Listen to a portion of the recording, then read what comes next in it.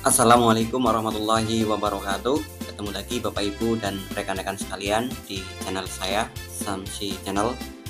Pada kesempatan kali ini kita akan sharing kembali terkait dana BOS madrasah ya. Kali ini kita akan sharing terkait isi draft Juknis BOS madrasah tahun anggaran 2022. Sekali lagi ini baru draft Bapak Ibu, belum final, semua masih bisa berubah. Ada beberapa hal menarik yang ingin saya sharing, barangkali bermanfaat Bapak Ibu. Namun jangan lupa bagi yang belum subscribe channel saya, Samsi Channel, silahkan di subscribe dulu Bapak Ibu. Apabila tombol subscribe-nya masih merah, mohon untuk ditekan dulu ya Bapak Ibu sekalian. Tekan juga tombol loncengnya Bapak Ibu, jempolnya juga ditekan, dan bagikan ke rekan-rekan kita melalui berbagai media sosial yang Bapak Ibu miliki. Terima kasih, semoga bermanfaat. Langsung saja Bapak Ibu, kita akan sharing terkait draft Juknis BOS madrasah tahun anggaran 2022. Ini baru draft, jangan menjadi kalau Bapak Ibu baru draft, ini keputusan Dirjen Pendis, belum bernomor Bapak Ibu tahun 2021 untuk Juknis BOS tahun anggaran 2022. Ada yang menarik yang ingin kita sharing. Yang pertama Bapak Ibu, latar belakang jelas, tujuan jelas Bapak Ibu sama. Nah ini yang C Bapak Ibu, ada yang menarik. Yang pertama adalah kriteria ya. Untuk yang pertama dana BOP untuk RA, ada penambahan poin kriteria ya. Kalau sebelumnya saya lihat ada 3, ini ada 5 poin kriterianya untuk RA untuk mendapatkan dana BOS. Yang pertama itu RA yang belum memiliki izin operasional tidak boleh menitipkan siswanya ya. Kemudian yang poin terakhir ini yang menarik ya, memiliki jumlah peserta didik paling sedikit 15 orang ya, paling sedikit 15 orang. Lalu bagaimana jika siswa RA-nya belum mencapai 15 Bapak Ibu? Ini menjadi pertanyaan ya. Namun di sini dikecualikan bagi daerah tertinggal dan atau daerah khusus yang secara geografis dan demografis tidak memungkinkan memenuhi kriteria tersebut. Nah ini barangkali nanti ada perlu surat keterangan atau apa rekomendasi Bapak Ibu sekalian. Kemudian yang kedua terkait dana BOS untuk madrasah ini ya, RMI, MTS, MA, saya cek itu ada penambahan poin juga Bapak Ibu. Yang E ya, ini yang A, B, C, D sama ya. MI jelas, kemudian izin operasional jelas, kemudian tidak boleh titip juga. Yang E ini ada kriteria jumlah peserta didik Bapak Ibu, ada kriteria jumlah peserta didik. Yang MI itu mempunyai kelas, ini kondisi mempunyai kelas 1 sampai 6 itu minimal peserta didik 60 orang. Nah ini pertanyaannya bagaimana jika peserta didiknya kurang dari 60 Bapak Ibu. Nah ini kan menjadi sesuatu yang baru ini saya kira. Kemudian yang belum memiliki kelas 1 sampai 6, mungkin kelas 6-nya kosong ya, atau baru sampai kelas 3 atau kelas 2, atau mungkin baru sampai kelas 1, bagaimana madrasah baru misalkan. Ini minimal 60 orang secara keseluruhan atau 10 orang per rombongan kelas. Nah, ini minimal berarti 10 orang Bapak Ibu, atau akumulasinya harus 60.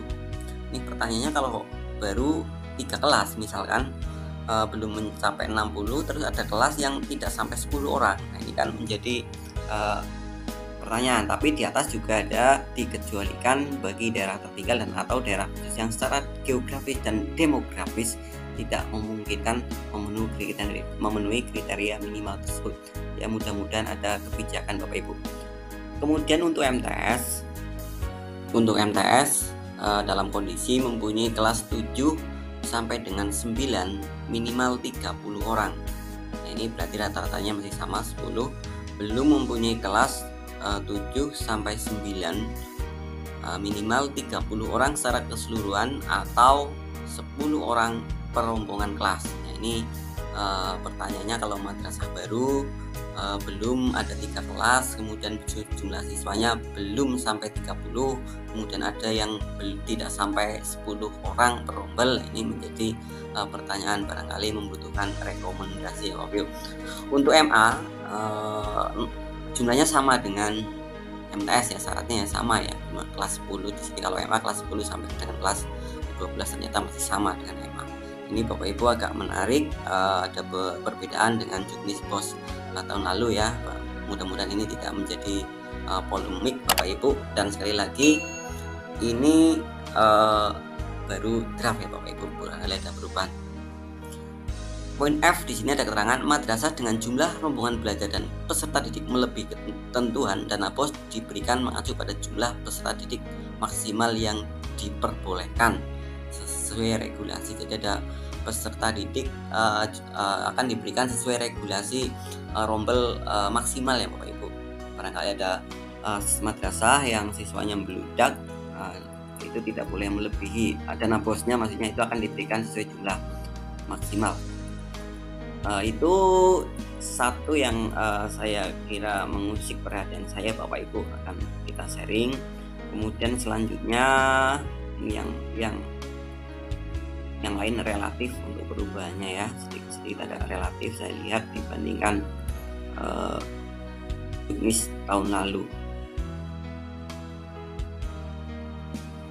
Mekanisme masih sama ya ini nanti. Nah ini ada yang menarik di sini mekanismenya Bapak Ibu. Mekanisme dan pencairan dana di sini saya lihat tahapnya kok ada jadi 3. Yang semula tahap 1 Januari Juni. Tahap 2 ini ada periodenya Juli September dan ada Oktober Desember. Barangkali nanti untuk pencairan tahun 2022 memang menjadi 3 Bapak Ibu. Sesuai di sini dilihat ya. Untuk persyaratannya bisa dibaca nanti Bapak Ibu. Intinya poin yang saya tangkap di sini ada 3 kali tahap jadinya. Tahap 1 Januari Juli 6 bulan, kemudian 2 tahap berikutnya adalah 3 bulanan Bapak Ibu. Ini berarti ada sedikit perbedaan Bapak Ibu. Kemudian Bapak Ibu kita lanjutkan, saya ke penggunaan dana ya. Ini penggunaan dana agak menarik, yang agak sedikit ya, ini terkait honor kita semuanya ya Bapak Ibu sekalian ya. Terkait penggunaan honor ini ada beberapa hal yang menarik di sini. Ada ketentuan berbasis kinerja ya, bisa jadikan satu untuk beberapa tugas sehingga nanti tidak berkali-kali. Nah ini Bapak Ibu yang ingin kita tekankan.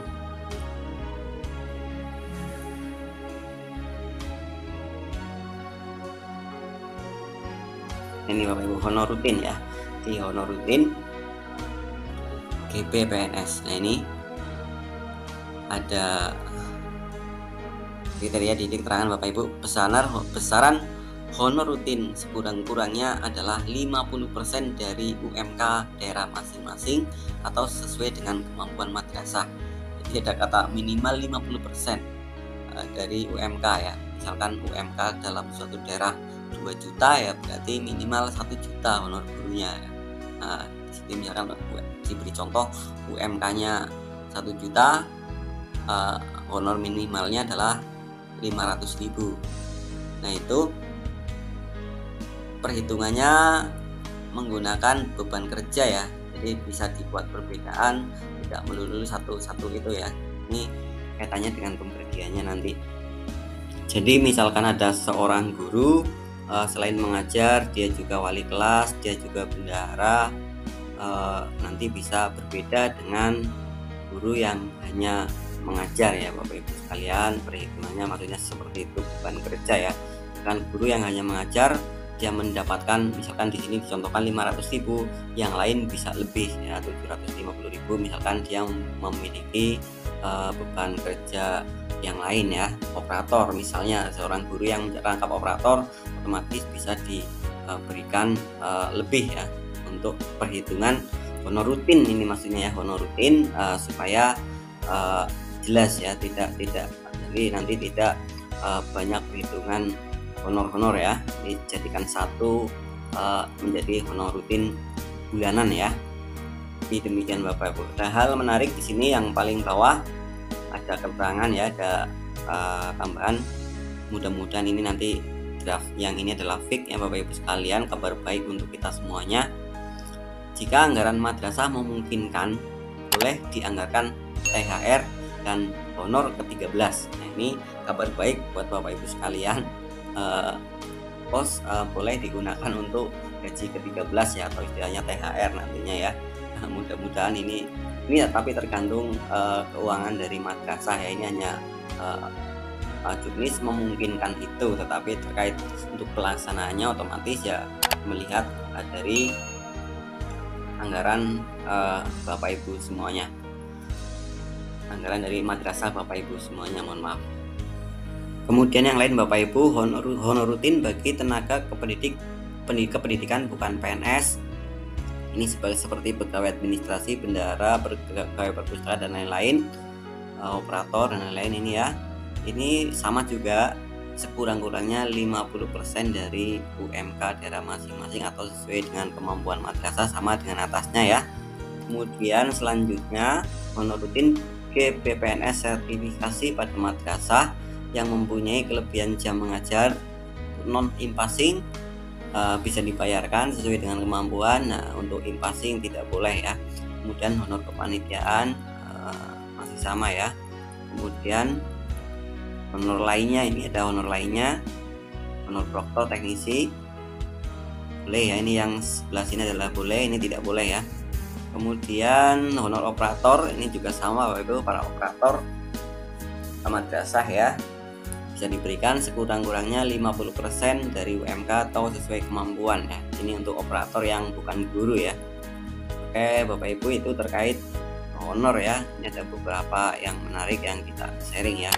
Kemudian yang lain tadi saya lihat di atas, nomor 7 ini batas maksimum penggunaan dana BOP dan POS untuk belanja pegawai atau honor bukan ini belanja pegawai pada madrasah negeri dan swasta sebesar 50%. Pada madrasah batas maksimum adalah 50% ya dari total dana yang diterima. Jadi ini tertuang ya, ini boleh 50% Bapak Ibu sekalian untuk penggunaan dana pos untuk belanja pegawai. Tapi alangkah baiknya memang kurang, karena semakin honor pegawainya atau rutinnya itu berkurang, maka belanja kegiatan untuk kualitas dan mutu madrasah akan semakin meningkat. Dan sekali lagi ini baru draft ya Bapak Ibu. Saya kira banyak sekali, ada beberapa perubahan dibandingkan Juknis tahun lalu, beberapa informasi yang detail ya, seperti terkait perpajakan. Saya lihat juga jelas ya, ada penjelasan yang cukup jelas dibandingkan dengan Juknis POS tahun sebelumnya. Saya kira itu Bapak Ibu sharing kita pada kesempatan kali ini, mudah-mudahan bermanfaat dan Juknis POS ini bisa difinalkan ya untuk kabar baik bagi guru dan tenaga pendidikan di madrasah kita semuanya. Sukses untuk semuanya, dan Bapak Ibu semoga semua selalu dalam keadaan sehat. Terima kasih. Sekali lagi bagi yang belum subscribe channel saya, silahkan di subscribe. Apabila ada yang baru menemukan channel ini Bapak Ibu, silahkan jangan lupa untuk subscribe dulu, jangan sampai merah ya, tekan loncengnya juga. Terima kasih. Saya akhiri, wassalamualaikum warahmatullahi wabarakatuh.